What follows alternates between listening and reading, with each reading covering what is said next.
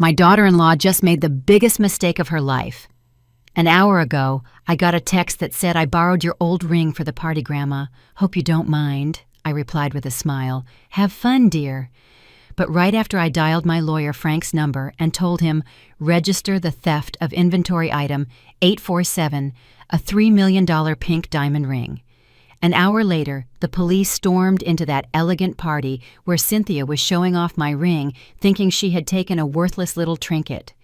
If you're watching this, subscribe and tell me where you're from, because this story is going to leave you speechless. My name is Grace. I'm 71 years old, and for the last 10 years, I've been treated like the invisible mother-in-law, the old woman who gets in the way at family gatherings. To my daughter-in-law, Cynthia, I was nothing more than an annoying old woman living in the house my late husband left me. She came into our family a decade ago when she married my son Liam, and from the very first day she made me feel like an intruder in my own home.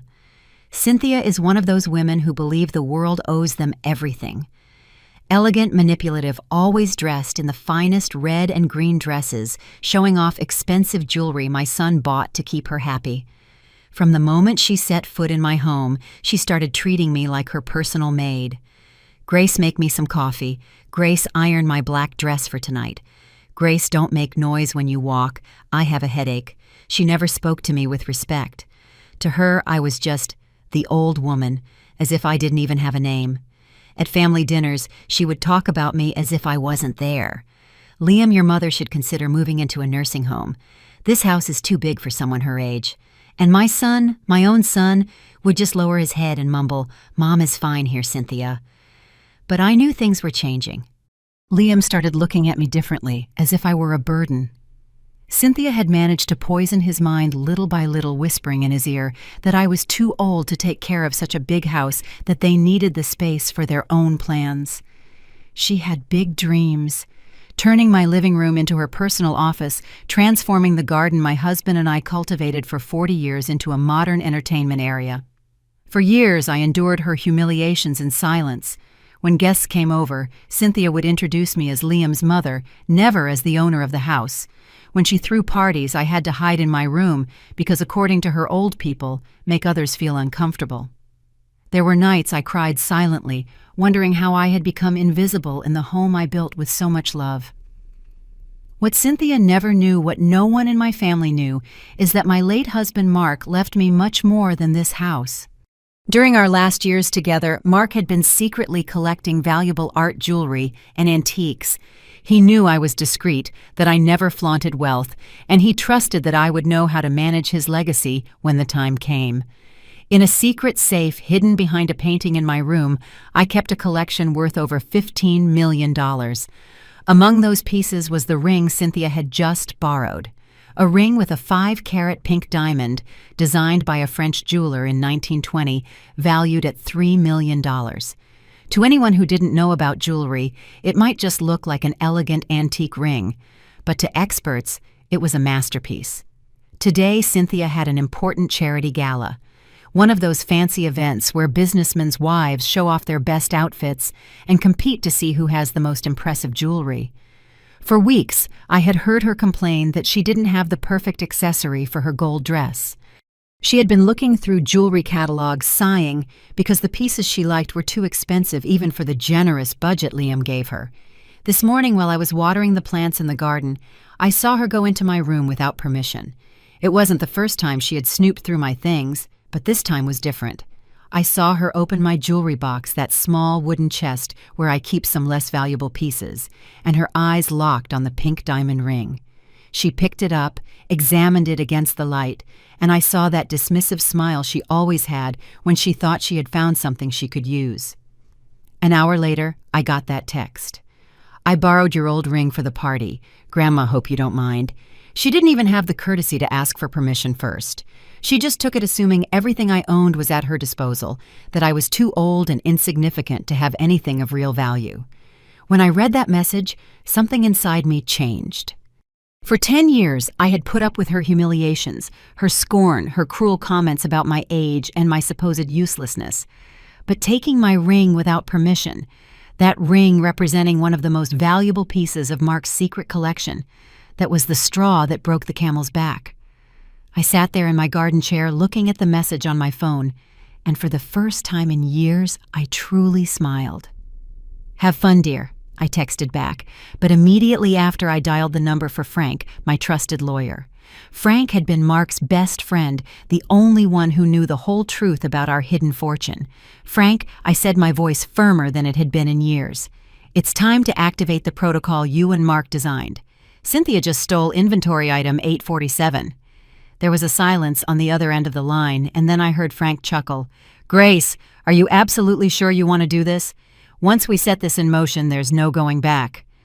I confirmed that yes, after a decade of humiliation, it was time for my daughter-in-law to learn exactly who she was dealing with. Frank explained the plan.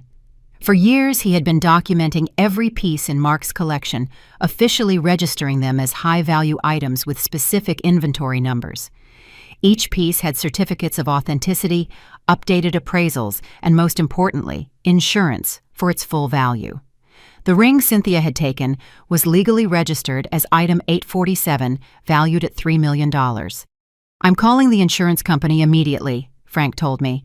"The protocol states that when a registered item is taken without the owner's authorization, we must report it as a theft immediately. In 30 minutes, the police will have a warrant to recover the stolen property, no matter where it is." While Frank made the necessary calls, I sat in my living room and remembered all the times Cynthia had made me feel invisible. The time she hosted a dinner for Liam's business partners and told me to eat in the kitchen because there wasn't enough room at the dining table. Last Christmas, when she opened expensive gifts Liam had bought her and then handed me a cheap scarf saying, "We got something simple for you because at your age, you don't need much." I remembered the day her friends came over for their book club meeting. I was reading in my favorite chair in the living room when she came in and said in front of everyone, "Grace, could you go to your room? We need privacy to discuss important things." Her friends looked at me with pity, as if I were an old pet that needed to be moved out of the way. But what hurt the most was the conversation I had overheard last week. Cynthia was on the phone with her sister Brenda, and I could hear everything from the hallway. "I swear this old woman is driving me crazy," she said. "She lives in this huge house like a queen, but look at how she dresses, look at her cheap jewelry. It's pathetic. Liam and I are just waiting for her to decide to move into a nursing home, but she's too stubborn. When she's finally gone, I'm going to renovate this whole house, starting by throwing out all her ugly antiques." That conversation was the moment I decided I couldn't stay silent anymore. Cynthia didn't just despise me, she despised everything Mark and I had built together. She had no idea that those ugly antiques she hated so much were worth more money than she could ever earn in several lifetimes. Frank called me back. "Everything is ready, Grace. The theft report has been officially filed. The ring is listed as stolen property, valued at $3 million. I gave the police the address of the hotel where the charity gala is being held. They have orders to recover the stolen property immediately." "And what's going to happen to Cynthia?" I asked. Frank sighed. "Grace, technically she has committed grand theft. We're talking about $3 million. Under the law, she could face several years in prison. But you're the victim, so you can decide if you want to press criminal charges or just get your property back." I told him I wanted to think about it. For now, I just wanted to see Cynthia's face when she realized she had completely underestimated the useless old woman she despised so much. An hour after I filed the report, my phone rang. It was Liam, and he sounded absolutely panicked. "Mom, what's going on? The police just stormed into Cynthia's party. They're saying she stole a $3 million ring. This has to be a terrible mistake." "It's not a mistake, son," I answered calmly. "Your wife took a very valuable piece from your father's collection without permission. That ring is worth exactly $3 million, and she had no right to take it." "What collection? What are you talking about? Dad never owned anything worth $3 million. Mom, you have to call the police and tell them it was a misunderstanding. It was unbelievable. My own son didn't know the truth about the fortune his father had built. Mark had been very careful to keep his investments and collections a secret, even from Liam. He wanted to protect our family from the dangers that come with visible wealth. Kidnappers, scammers, distant relatives showing up asking for money. Liam, I said, there's a lot you don't know about your father and me. Your wife just made a very serious mistake and she's going to face the consequences alone. Mom, have you lost your mind? Cynthia is crying. They're treating her like a criminal. Her friends are recording everything with their phones. Her reputation is ruined. Her reputation, I repeated. And what about the 10 years I've spent putting up with her treating me like trash in my own home? What about all the times she humiliated me in front of people? What about that conversation where she told her sister I was pathetic? Liam went quiet. He knew exactly which conversation I was talking about because he had heard it too and had done nothing to defend me. Mom, please, he finally mumbled. Cynthia can be difficult sometimes, but she doesn't deserve to go to jail over a misunderstanding. It wasn't a misunderstanding, Liam. It was theft. And now your wife is going to learn that the woman she despised so much isn't the helpless old woman she thought she was. I hung up the phone and sat in silence processing what had just happened. My son, my own son, had spent 10 years watching his wife humiliate me and had never raised his voice to defend me. Now that the consequences had arrived, he wanted me to be the one to save Cynthia from her own arrogance. But I wasn't going to do it. For the first time in a decade, I wasn't going to be the invisible woman who put up with everything in silence. 20 minutes later, Frank arrived at my house, with Peter, a private investigator he had worked with for years. Peter was a man in his 50s, sharp and professional, specializing in cases of fraud and art theft. Grace. Frank said Peter has been discreetly investigating Cynthia for the last 6 months, ever since you mentioned your suspicions about her activities. I was shocked. What suspicions? I never told you I suspected Cynthia. Frank smiled. Remember the conversation we had in December when you mentioned that some of your smaller pieces had moved and that you noticed your jewelry box had been disturbed several times? Yes, I remember. I thought it was just my imagination, old age, making me forgetful. It wasn't forgetfulness. Grace, I decided to investigate quietly, and what Peter discovered goes far beyond today's ring. And Peter opened a folder full of photographs and documents.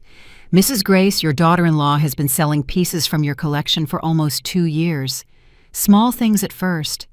Antique brooches, pearl earrings, a silver necklace, things you might have thought you lost or put away somewhere. My heart pounded in my chest. We have documented at least 12 different sales at pawn shops and antique stores across the city. The total amount she has sold comes to about $45,000. I couldn't believe what I was hearing. Cynthia wasn't just humiliating me and treating me like I was invisible. She had been stealing from me for years. But how did she know which pieces to take without me noticing? She's smart, Peter continued. She only took pieces you rarely wore or that were kept at the back of your drawers. Apparently, she had been mentally cataloging all your jewelry for years, identifying which ones she could take without you noticing their absence immediately. We also have evidence that she's been taking pictures of all your valuable belongings, probably to assess what else she could sell in the future. Frank added, Peter has recordings of Cynthia at 3 different pawn shops where she clearly lies about where the jewelry came from. In one recording, she says they were heirlooms from her deceased grandmother. In another, she claims her husband gave them to her, but she needed quick cash for a medical emergency. I felt a mix of fury and betrayal I had never experienced before. For 2 years, while I was feeling guilty about losing my things while I thought my memory was failing, Cynthia had been systematically stealing from me and then lying to sell my belongings. Even worse, she had been planning to steal more extensively by secretly photographing my collection. There's more, Peter said, turning to the next page of the file. Her spending patterns don't match the official income she and your son have. In the last 2 years, Cynthia has bought over $30,000 worth of clothes paid for expensive spa treatments, lavish vacations, and has been frequenting high-end restaurants. When we match these expenses with the money we know she got from selling your jewelry, the numbers line up perfectly. So the money Cynthia had used to buy all those fancy red and green dresses, those designer handbags she used to look down on me with those expensive shoes she used to trample my self-esteem, it had all come from selling my things. She had been financing her luxurious lifestyle by stealing from me, the useless old woman she despised. But wait, I said. If you've known all this for months, why didn't you tell me?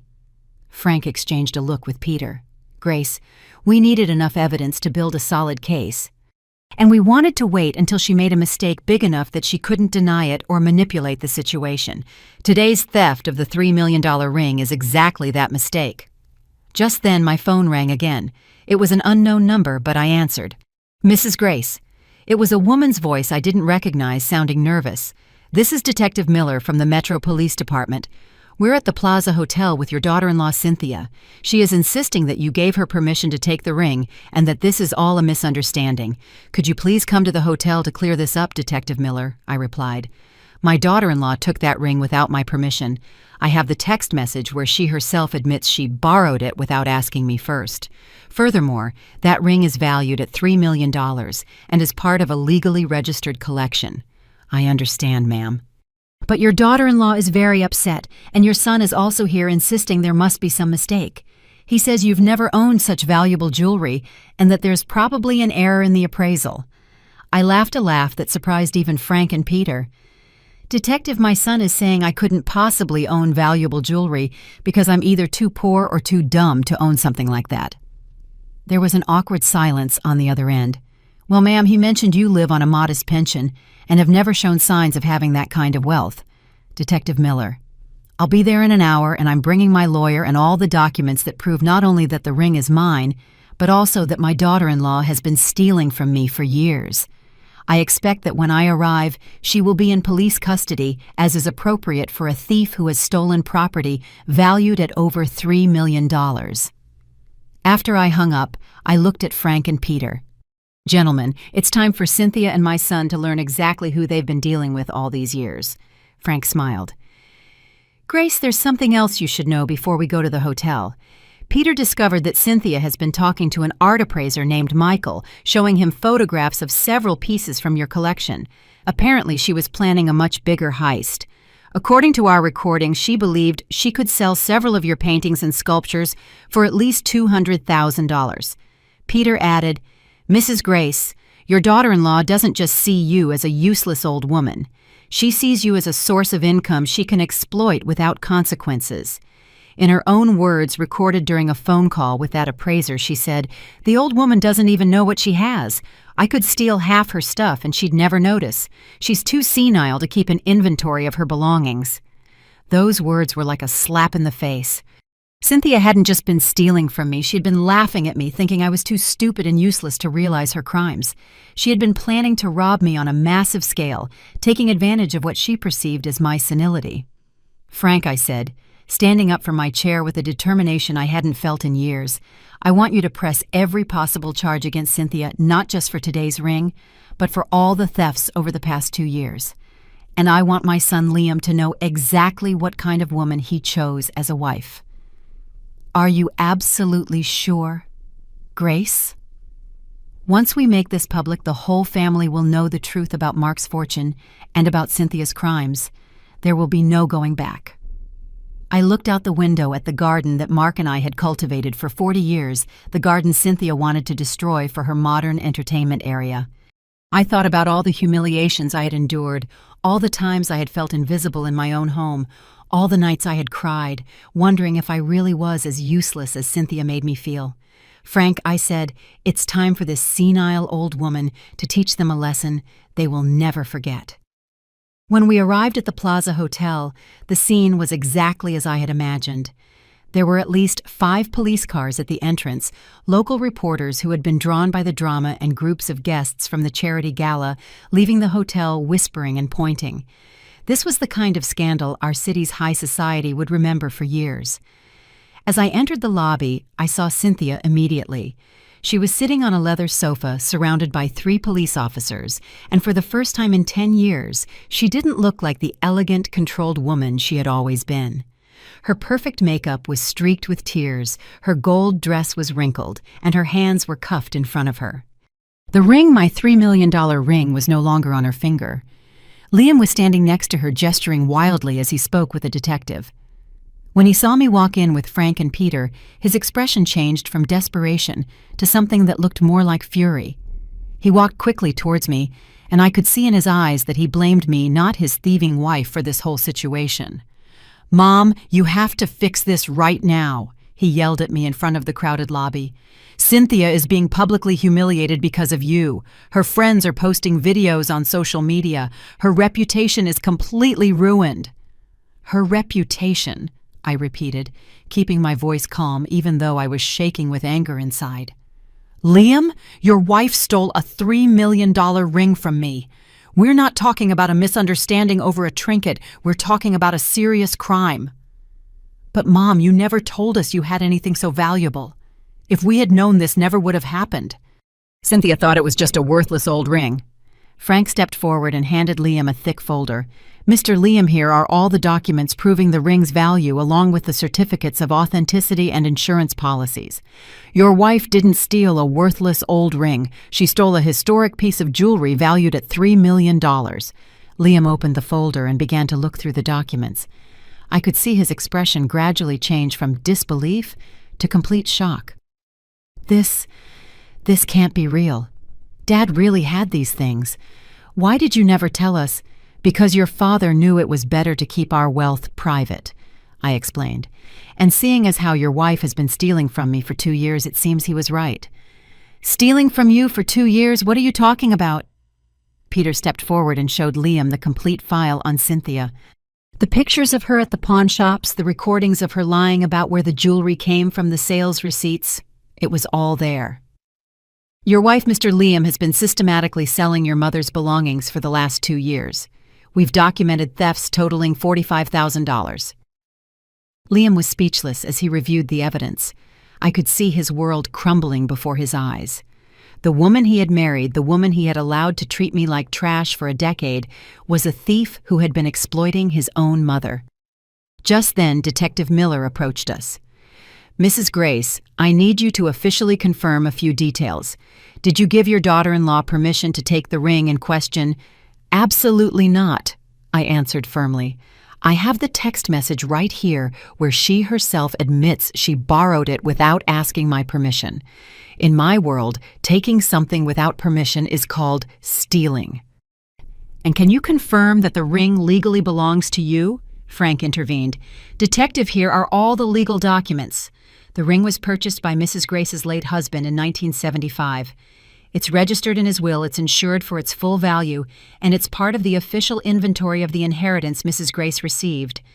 The detective reviewed the documents and nodded. "Everything seems to be in order. Mrs. Grace, do you wish to press criminal charges against your daughter-in-law?" Before I could answer, Cynthia shouted from her seat. "Grace, please. It was just a misunderstanding. You know I would never intentionally hurt you. I've always treated you with respect." I turned to her slowly. For the first time in 10 years, Cynthia was speaking to me with desperation instead of contempt. For the first time, she needed me instead of treating me like I was invisible. "Respect?" I asked, walking towards where she was sitting. "You call 10 years of humiliation respect. Respect is telling me to eat in the kitchen when guests came over. Respect is stealing from me for 2 years and then calling me senile." Her eyes filled with panic. "Stealing? I never stole anything from you. This is the first time I've taken anything of yours." Peter stepped forward and showed her the pictures of her at the pawn shops. "Mrs. Cynthia, we have photographic and video evidence of you selling your mother-in-law's belongings on at least 12 different occasions over the past 2 years." Cynthia's face went completely pale. She looked at the photos, then at me, then at Liam, desperately searching for an explanation that could save her. Those were just small pieces I thought she didn't use anymore," she mumbled. "I never thought she would notice. I thought she had forgotten about them." "And that gave you the right to steal them?" I asked. "And to lie at the pawn shop saying they were heirlooms from your grandmother." Liam looked at her in horror. "Cynthia, did you really do that? Were you really stealing my mother's things for years?" Cynthia started crying harder. "Liam, you know how much we needed the extra money. You know your salary wasn't enough for the lifestyle we wanted. And she has so many things. I thought she would never notice a few small pieces were missing." "But they weren't yours to take," Liam yelled. "They belonged to my mother, and you made me believe she was losing her memory when she asked about her things." That's when I realized what had really been happening. Cynthia hadn't just been stealing from me. She had been manipulating Liam into believing I was developing senile dementia. every time I mentioned I couldn't find something, she would whisper to Liam that it was normal for old people to lose things and forget where they put them. "Detective Miller," I said, feeling a strange and powerful calm. "I want to press all possible charges against my daughter-in-law, not just for today's ring, but for all the thefts she has committed over the past 2 years." "No!" Cynthia screamed. "Please, Grace, I can give everything back. I can pay you back. Don't do this to me." I looked her directly in the eye. "Cynthia, for 10 years, you treated me like I was invisible. You humiliated me in front of guests. You made me feel like a useless burden in my own home. For 2 years, you stole from me while making me believe I was losing my memory. And now that the consequences have arrived, you want me to have mercy on you. But I never thought it was so serious. I never thought you had such valuable things." If you had known I had valuable things, what you would have stolen more." I let her process that question for a moment. "Cynthia, the problem isn't that you didn't know the value of what you stole. The problem is that you stole from me. The problem is that for a decade, you treated me like dirt." Frank approached the detective. "Detective Miller, we also want to file charges for the other documented thefts. We have enough evidence to prosecute at least 12 additional cases of theft." The detective nodded. "Understood. Mrs. Cynthia, you are under arrest for first-degree grand larceny, multiple counts of petty theft and fraud. You have the right to remain silent." As the detective read Cynthia her Miranda rights, I looked at my son Liam. He was standing there watching his wife get officially arrested, finally understanding that the woman he had married was a criminal who had been exploiting his own mother for years. "Mom," he said in a broken voice, I didn't know about any of this. You have to believe me." "Liam," I replied, "maybe you didn't know about the thefts, but you did know how Cynthia treated me. You saw every humiliation, every slight, every moment she made me feel invisible in my own home, and you never said a thing." Liam lowered his head, unable to look me in the eye. He knew I was right. For 10 years he had been a silent witness as his wife turned me into a stranger in my own house, and he had chosen the easy path, to say nothing, to not confront, to not defend his own mother. Now that the truth was out, he finally understood the price of his silence.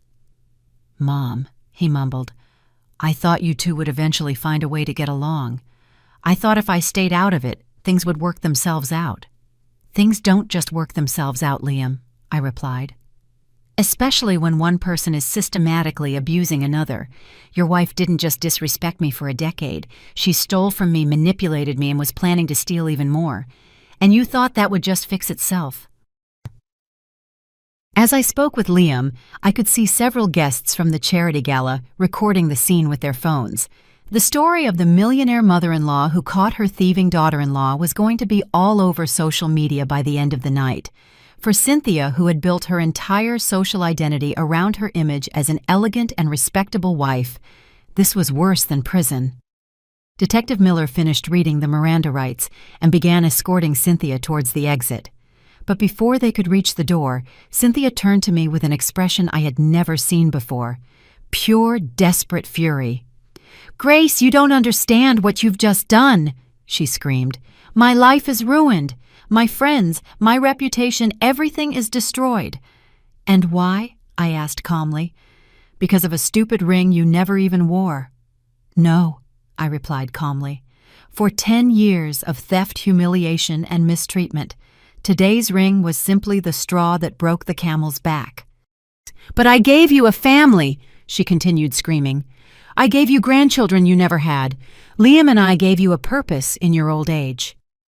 That was the most ridiculous claim I had heard in years. "Cynthia, you didn't give me a family. You turned my family into strangers who treated me like a burden. And as for grandchildren, you two decided not to have children. Remember, you said kids would ruin your figure and interfere with your career." Liam looked more and more uncomfortable with every word that came out of his wife's mouth. I think he was finally seeing Cynthia for who she really was. Manipulative, selfish, and completely willing to lie when the consequences of her actions finally caught up to her. "Grace!" Cynthia yelled as the detective tried to make her walk. "If you go through with this, you'll lose your son forever. Liam will never forgive you for destroying his marriage." I looked at Liam. He was standing there watching his wife make threats as she was being arrested for stealing from his own mother. "Liam," I said, "is that how you feel? Do you think I destroyed your marriage?" Liam was silent for a long moment, processing everything he had discovered in the last 2 hours. His wife wasn't the elegant, sophisticated woman he thought he had won over. She was a thief who had been exploiting his elderly mother for years while manipulating him into believing his mother's forgetfulness was a sign of senility. "No, Mom," he finally said. "My marriage was destroyed the moment Cynthia decided to steal from you for the first time. I just didn't realize it until now." Cynthia was speechless for the first time. She had been counting on Liam to blame me for her problems, as he had done so many times before. But this time the evidence was too clear and the lies too obvious. After they took Cynthia away, Peter handed me an additional folder. Grace, there's something else you should know. During our investigation, we discovered that Cynthia had been in contact with a lawyer specializing in wills and estates. Apparently, she had been researching legal ways to challenge your father-in-law's will if you were to pass away. Liam looked sicker by the second. "What does that mean?" "It means," Frank explained, "that your wife wasn't just stealing from your mother in the present. She was planning for the future, researching how to take over the entire inheritance when your mother died." Peter added, "We found emails between Cynthia and this lawyer where they discussed the possibility of having your mother declared mentally incompetent. The plan was to prove you had senile dementia and therefore lacked the legal capacity to manage your finances or property." My blood ran cold. She was planning to have me declared mentally incompetent. "Yes," Peter continued. "In one of the emails, Cynthia mentions that you had been losing things frequently and that this could be used as evidence of mental decline. Of course, we now know you weren't losing things. She was stealing them." Liam sat down heavily in a lobby chair. "Oh my God," he mumbled. She was planning to steal everything from you." "Not only that," Frank added, "we also found that she had been pressuring Liam to convince you to move into a nursing home. Once you were institutionalized, it would have been much easier to get a court order declaring you mentally incompetent."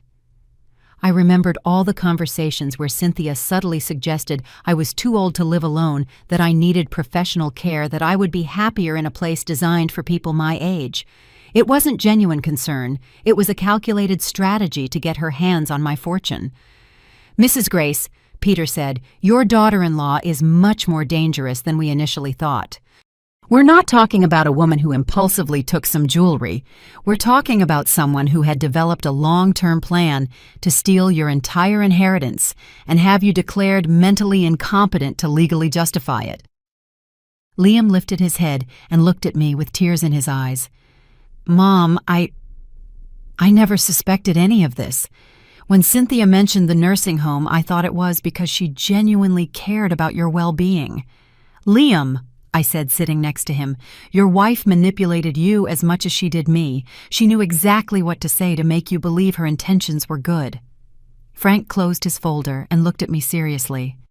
"Grace, with all this evidence, the district attorney will likely offer Cynthia a plea deal. Depending on how we handle this, she could face between 5 and 15 years in prison." "And what about the money she already stole?" I asked. "Most of the pieces she sold were bought by private collectors," Peter explained.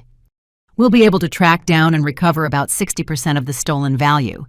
The rest was probably already spent on her lavish lifestyle." Liam sighed deeply. "Mom, what's going to happen now? What's going to happen to me? What's going to happen to our family?" It was a good question. In the span of 2 hours, my family had been completely transformed. My daughter-in-law was under arrest and facing years in prison. My son finally understood he had been married to a criminal who was planning to steal everything from me. And I, the senile old woman who had been invisible for 10 years, was suddenly the center of attention. "Liam," I said, taking his hand, "what's going to happen now is you're going to have to decide what kind of man you want to be. For 10 years, you were a silent accomplice to your wife's abuse towards me. Now you know the truth about who she really is. The question is, what are you going to do with that information? Mom, I want to fix things with you." I want to make up for all the years I didn't defend you. Making it up to me isn't about money, Liam. It's about respect. It's about never again allowing someone to treat me like I'm invisible in my own home. Liam nodded. Can I stay with you tonight? I don't want to be home alone after all this. For the first time in 10 years, my son was asking me for something instead of demanding that I adapt to his wife's needs. Of course you can stay, Liam, but tomorrow we need to have a serious talk about how we're going to rebuild our relationship. As we left the hotel, I could see the story was already on the local news. Millionaire grandmother catches thieving daughter-in-law with $3 million ring. By tomorrow, the whole city would know that Grace, the invisible old woman, had turned out to be a woman with more power than anyone had imagined. The next day, I woke up feeling different. For the first time in 10 years, I woke up in my own house without the feeling that I was an intruder in my own home. Liam had slept in his old room, and when I came down for breakfast, I found him in the kitchen making coffee. It was the first time in a decade that someone had made something for me in my own kitchen instead of expecting me to serve everyone else. "Good morning, Mom," he said. And there was something different in his voice, respect, a silent apology in every word. "Good morning, son." I sat at the table where I had eaten breakfast with Mark for 40 years, the table where Cynthia had made me feel like an unwelcome guest for so long. Liam placed a cup of coffee in front of me and sat on the other side. "Mom, I couldn't sleep last night. I kept thinking about all the times Cynthia treated you badly, and I said nothing. I kept remembering all the times you mentioned you couldn't find something, and I thought it was just your memory." "Liam," I interrupted him gently, "you don't need to punish yourself for being manipulated. Cynthia is very smart. She knew exactly how to frame things to make it seem like she was concerned for my well-being while she was robbing me. But I'm your son. I should have been on your side. I should have seen the signs." I took a sip of coffee and looked at him directly. "What matters now is what you're going to do in the future. The question is, are you going to try to save your marriage with a woman who planned to steal everything from me and have me declared mentally incompetent?" Liam was silent for a long moment. I could see the internal struggle on his face. He had been married to Cynthia for 10 years. Despite everything he had discovered, she was still his wife. Just then the phone rang. It was Frank. "Grace, I have important news. The district attorney wants to meet with you this morning. Apparently Cynthia's case is bigger than we initially thought." "Bigger how?" "When they searched her house last night, they found a secret room in the basement. Grace, your daughter-in-law wasn't just stealing from you. She's been running a theft and resale operation of antiques involving several wealthy families in the city."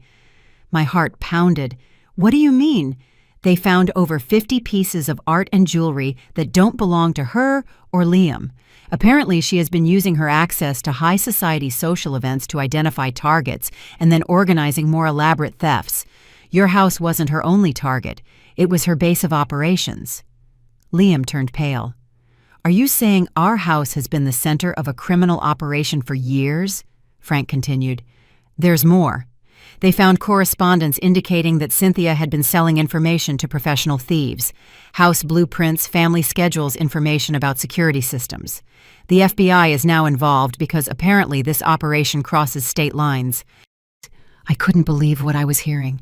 The woman who had shared my table for 10 years, who had slept under my roof, who had eaten my food, had not only been stealing from me, she had been running a criminal enterprise from my own home. "Frank, what does this mean for Liam?" "He could be considered an accomplice. The FBI will want to question him, of course, but so far, all the evidence suggests that Liam had no knowledge of his wife's criminal activities. She was very careful to keep him away from her operation." After I hung up, Liam and I sat in silence. My house, the home that Mark and I had built with so much love, had been violated in ways I was just beginning to understand. "Mom," Liam finally said, "how is it possible that I was married to a criminal for 10 years and never realized it?" "Because she didn't want you to realize it," I replied. "Liam, people like Cynthia are experts at compartmentalizing their lives. To you, she was the elegant wife who accompanied you to social events. To me, she was the daughter-in-law who constantly humiliated me. To her victims, she was the thief who planned robberies. She kept every aspect of her life completely separate." An hour later, Frank arrived with two FBI agents. Agent Karen Silva and Agent Michael Rodriguez introduced themselves and explained that Cynthia's case was now part of a federal investigation into an art and antiques theft ring that had been operating for several years. Mrs. Grace, Agent Silva said, "We believe your daughter-in-law has been using your house as a base of operations for at least 3 years. We've identified connections to thefts in 6 different states." Agent Rodriguez added, "What makes this case particularly interesting is that Cynthia developed a very sophisticated method. Instead of just randomly robbing houses, she cultivated social relationships with wealthy families, studied their homes during social events, and then sold that information to professional thieves." "But how did she manage to keep all this a secret?" Liam asked. "Your wife is extremely intelligent," Agent Silva explained. "She never directly participated in the physical thefts. Her role was that of an information gatherer and facilitator.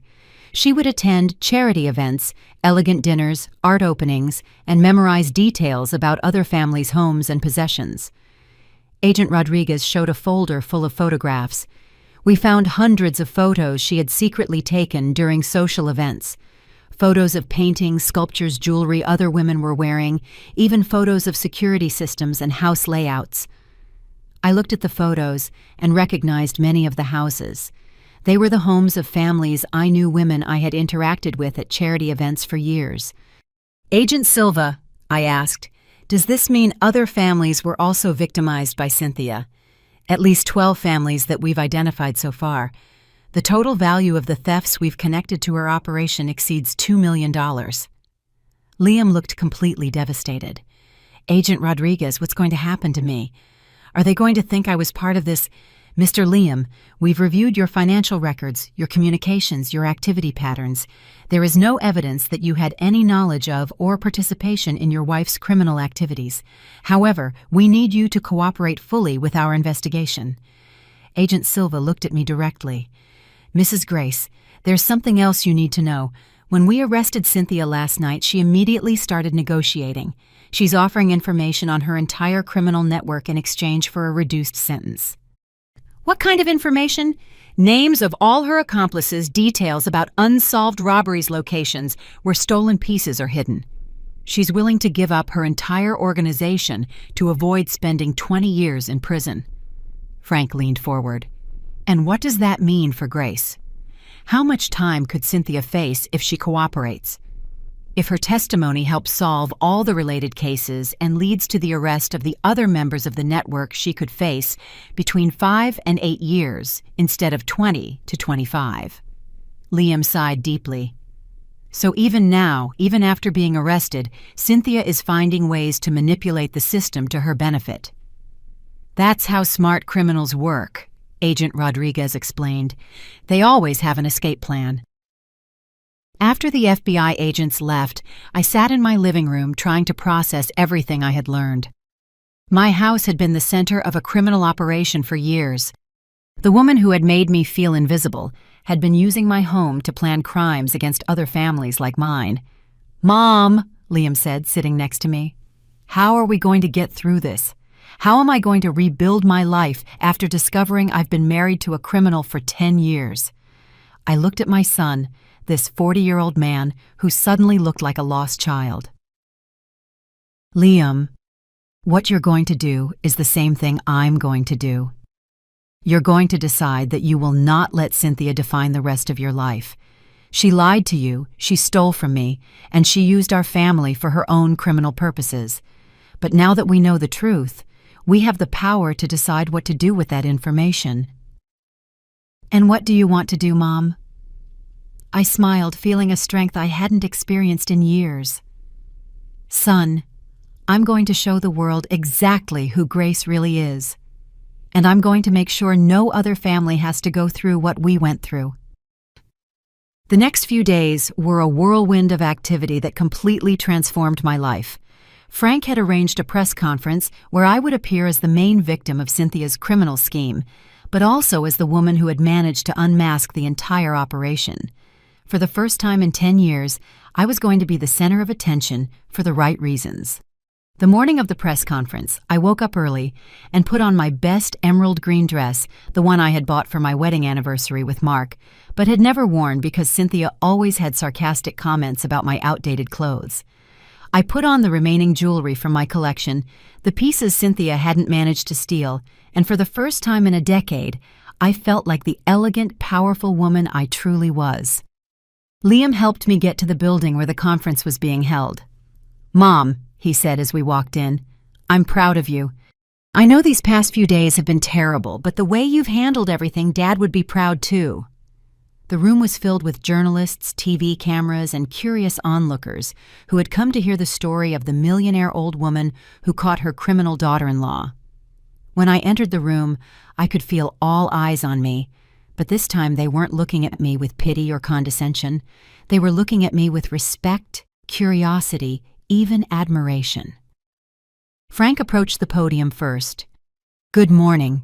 My name is Frank, and I represent Mrs. Grace, 71 years old, who was not only the victim of a criminal scheme led by her own daughter-in-law, but was also instrumental in unmasking a theft ring that had been operating for years." Then he invited me to speak. As I approached the microphone, I felt a strange calm. For 10 years I had been silenced, ignored, treated as if my words had no value. Now dozens of people were waiting to hear what I had to say. "My name is Grace," I began, "and for the last 10 years I was a victim of psychological abuse and systematic theft by my daughter-in-law Cynthia. But what I want you to understand is that this isn't just my story. It's the story of many elderly people who are victimized by family members who see them as easy targets." I continued telling my story, but not as a pathetic victim. I told it as a woman who had resisted, who had kept important secrets until the right moment, and who had finally found a way to get justice. "Cynthia thought I was a senile old woman who would never notice her crimes," I said. "But what she didn't know is that my late husband taught me to be observant, patient, and strategic. When I suspected something was wrong, I didn't confront her directly.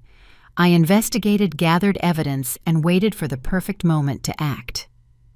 A reporter raised his hand. "Mrs.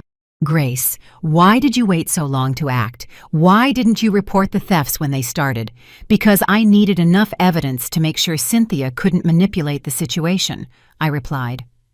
"People like my daughter-in-law are experts at playing the victim. If I had acted too soon with insufficient evidence, she would have found a way to convince everyone that I was a confused old woman making up stories." Another journalist asked, "How does it feel knowing your house was used as the base of operations for a criminal network?" "I feel betrayed, of course, but I also feel powerful, because in the end, I was the one who put a stop to that criminal operation. It was my report that led to the arrests. It was my evidence that unmasked the entire network." After the press conference, something extraordinary began to happen. My phone wouldn't stop ringing. Journalists from all over the country wanted to interview me. Documentary producers wanted to tell my story. But the calls that moved me the most were from other older women who had seen the news and recognized elements of my story in their own lives. A woman named Diana called me crying. "Grace, I saw your interview on TV, and I think my son-in-law is stealing from me. My jewelry has been disappearing, but my daughter says it's normal for old people to lose things. After hearing you, I realized that maybe I'm not losing my memory."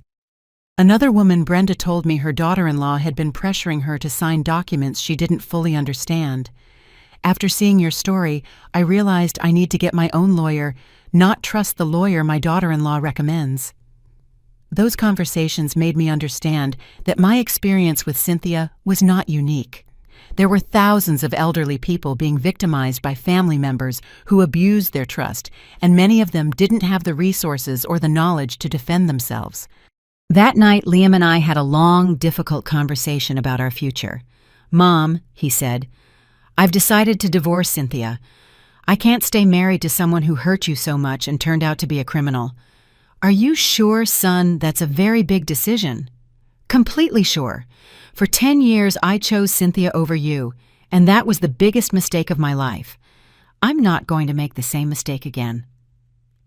3 days later, I received an unexpected call. It was a TV producer named Peter who had seen my press conference. "Mrs. Grace, I'd like to propose something to you. Have you considered having your own show where you help other elderly people who might be being victimized by family members?" The idea intrigued me. What kind of show? A show where people can call in to tell their stories and where you can offer advice based on your experience. We could also have legal and psychological experts to help. We'd call it The Wisdom of Grace or something like that. For the first time in my life, someone was offering me a platform to use my experience and my knowledge to help others. For 71 years, I had been the devoted wife, the self-sacrificing mother, the invisible mother-in-law.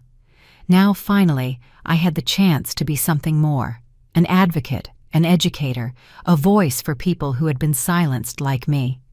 "Peter," I said, "I'm interested in your proposal, but I have some conditions."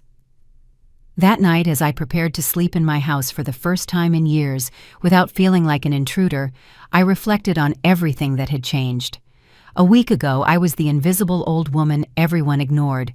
Now I was a public figure whose story had inspired hundreds of people to examine their own family situations. My phone buzzed with a text message. It was from Frank. "Grace, I just got news from the FBI. Thanks to your case and the information Cynthia is providing, they have arrested 6 more members of the criminal network. Your courage didn't just save you, it saved many other families from being victimized." I smiled as I turned off the light. Cynthia had spent 10 years trying to make me invisible, to convince me I had no value, that I was too old and useless to matter. But in the end, it was my strength, my patience, and my intelligence that had put an end to her reign of terror. The useless old woman had turned out to be far more powerful than anyone had ever imagined. 2 weeks after the press conference, my life had taken a turn I could have never imagined. The TV show, The Wisdom of Grace, had become a national phenomenon. Every day we received hundreds of calls from elderly people who had finally found the courage to tell their stories of family abuse and theft. Frank had officially established the Grace Foundation for the Protection of the Elderly with an initial donation of $2 million from my secret inheritance. It was ironic. The money Cynthia had been planning to steal from me was now being used to protect other people from criminals like her.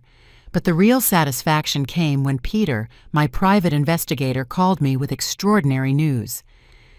Grace Cynthia's testimony has been even more valuable than we expected. The FBI has managed to arrest the entire criminal network, 15 people in total, including the professional thieves, the corrupt appraisers who falsified valuations, and the art dealers who bought the stolen pieces. "And what's going to happen to Cynthia?" I asked. Here comes the interesting part. Despite her cooperation, the judge decided her crimes were too extensive for a reduced sentence. She's going to serve 12 years in federal prison, and when she gets out, she'll have to pay full restitution to all the victims. 12 years. Cynthia, who had spent a decade making me feel invisible, would now be the one to disappear for more than a decade. But the story didn't end there. That same afternoon, I received a call that completely surprised me. "Grace, it's Cynthia." My heart skipped a beat. "How are you calling from prison?" "They let me make one call. Grace, I need to talk to you. It's important." For 10 years, I had avoided direct confrontations with Cynthia, but now with the whole truth out and her in prison, I finally had the courage to hear what she had to say. "Speak, Cynthia." There was a long silence, and then I heard something I had never heard before. Cynthia crying. Not the manipulative tears she had used when she was arrested, but a genuine, desperate cry. "Grace, I need you to know something. When I started stealing from you, I really thought your things were worthless. But later, when I realized they were worth money, I couldn't stop. It was like an addiction. And that's supposed to justify 10 years of humiliation and theft. No, it doesn't justify it. But I need you to understand that I never planned for it to go this far. At first, I just took a small brooch because we needed money for a vacation Liam wanted. When I sold it and no one noticed, I took something else. And then another. I listened in silence as Cynthia continued her confession. "Grace, the truth is, I was always jealous of you. You had this beautiful house, you had Mark's respect, you had a life I wanted. And when I came into this family, I expected to be treated like a queen, but you were still the matriarch. I was just the son's wife. So you decided to make me the enemy? Yes, that's exactly what I did. And the more I humiliated you, the more powerful I felt. It was as if by making you small, I became bigger. It was the first time in 10 years that Cynthia had spoken to me with complete honesty. Cynthia, do you know what hurts me the most about all of this? I asked. That for 10 years I really tried to connect with you. I tried to include you in family traditions, to teach you Mark's recipes, to share the memories of this house with you, and you took all of that and used it to hurt me. I know, she mumbled. I know, and that's what hurts me the most now. Grace, in prison, I've had time to think, and I realize I destroyed the only real family I ever had. My own parents abandoned me when I was a teenager. Your family was the only one that gave me a chance to belong to something. And you wasted it. I destroyed it. And not only that, I destroyed Liam too.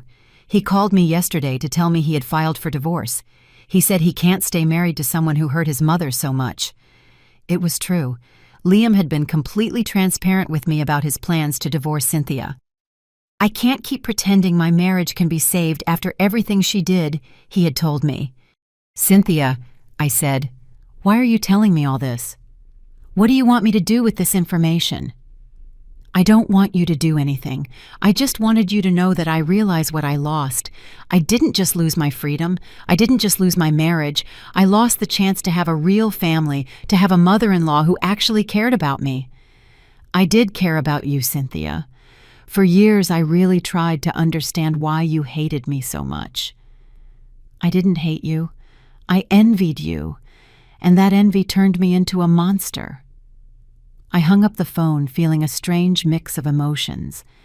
I had waited 10 years to hear Cynthia admit the truth about her behavior, but now that she finally had, I didn't feel victorious. I felt sad for all the lost time, for all the wasted opportunities to have a united family. That night, Liam came to have dinner with me. It was something we had started doing regularly since Cynthia's arrest. As we ate, I told him about the phone call. Do you think Cynthia was being sincere? He asked. I think she's finally facing the reality of her actions, I replied. But Liam, what matters now isn't whether Cynthia finally understands what she did wrong. What matters is that we learn from this experience. What do you mean? I mean that for 10 years, our family allowed a toxic person to control the entire family dynamic. I will never again let someone make me feel invisible in my own home, and I hope you never again let someone mistreat the people you love.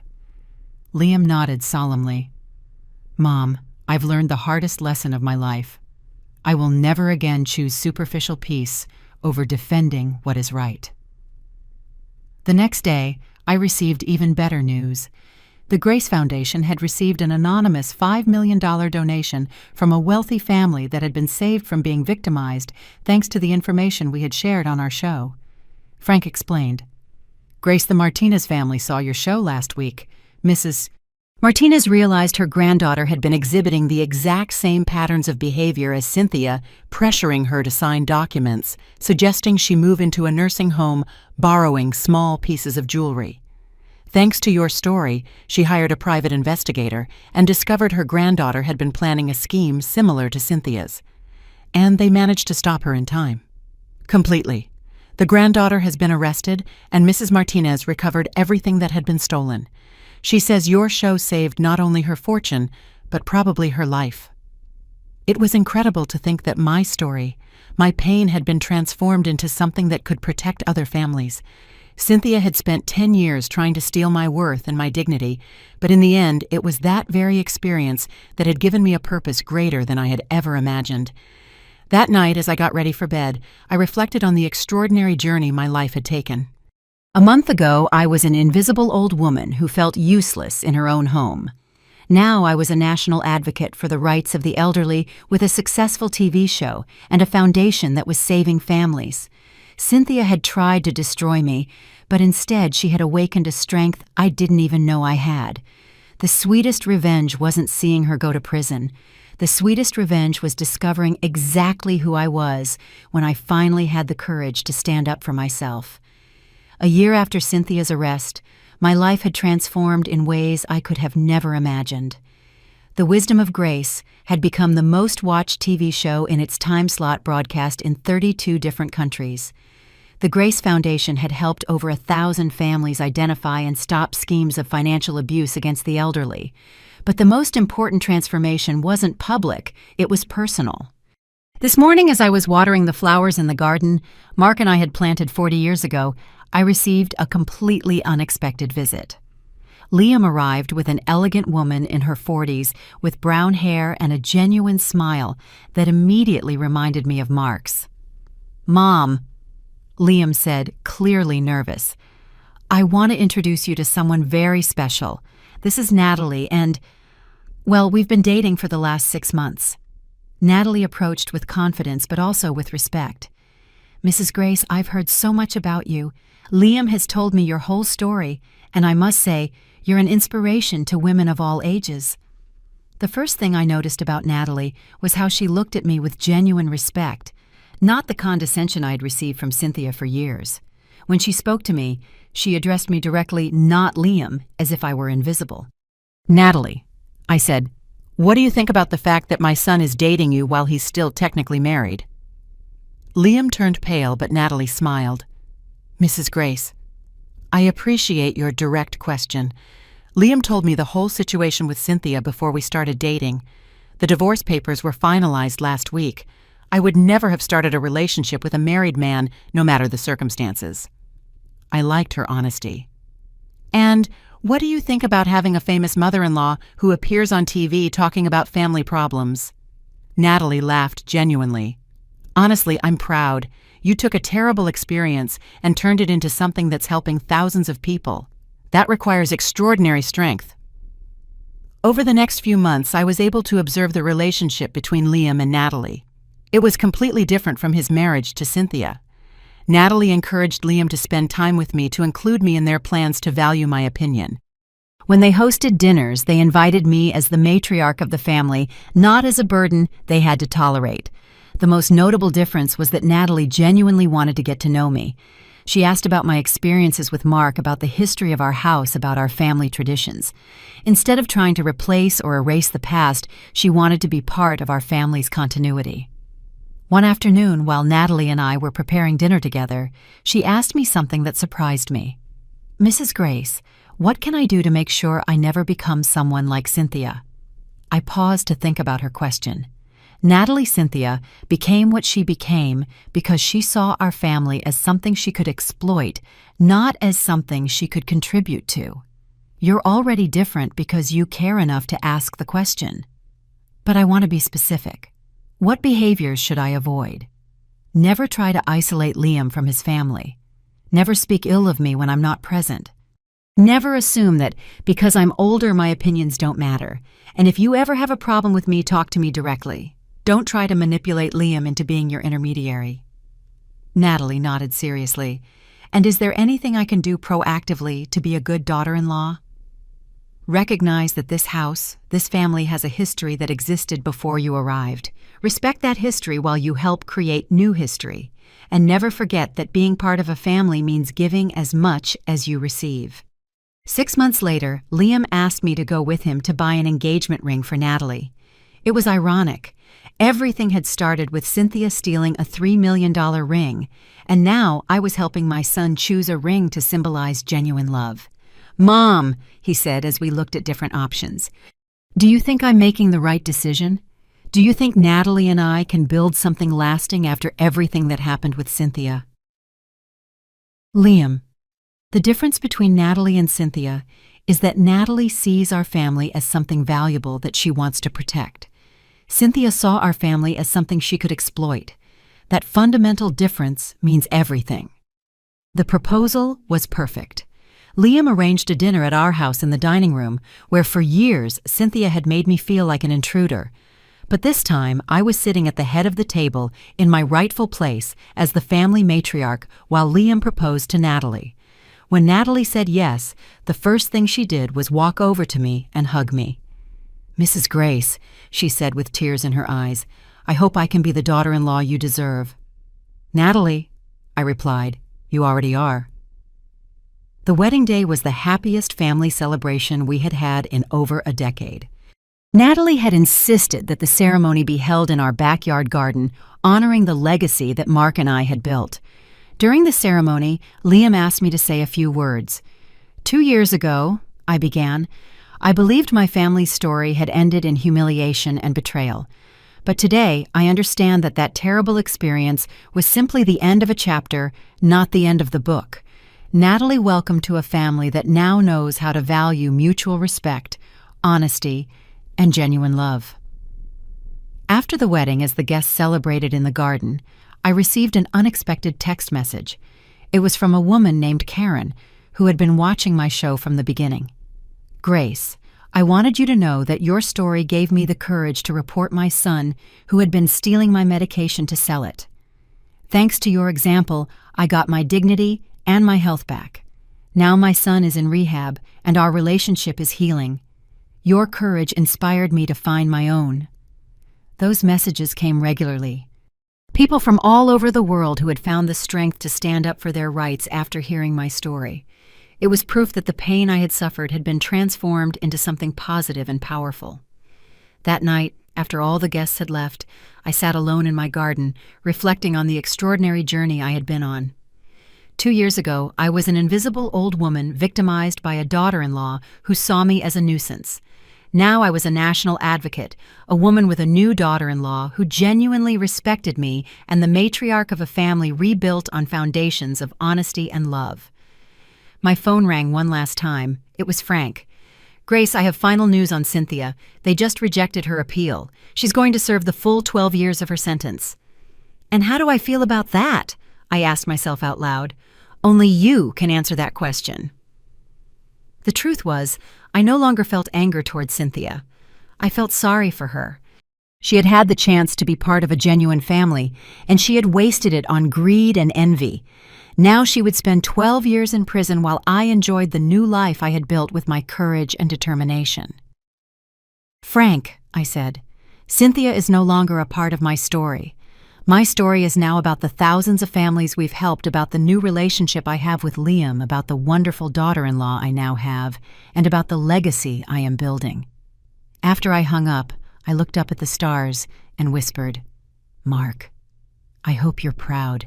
The invisible old woman who almost lost everything finally found her voice, her power, and her purpose.